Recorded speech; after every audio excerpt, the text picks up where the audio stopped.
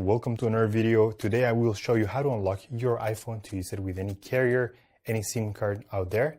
This is a factory unlock and we will do it together step by step. It is very simple. I have unlocked more than 100 phones using this method, and today I will show you how to factory unlock your iPhone.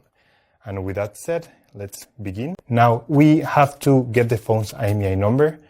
Simply open the phone application and dial *#06#, and you will see that the IMEI number of this phone will show up.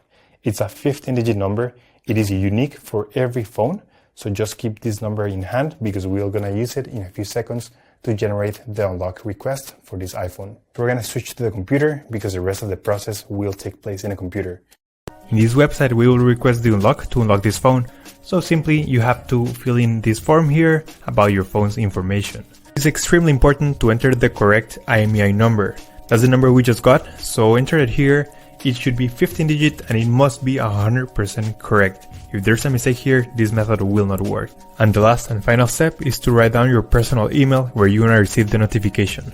So just write down here your personal email address and they will email you a notification that your phone has been unlocked successfully. Once you have read everything, and you will get a message or an email just like this. I will show you my email account.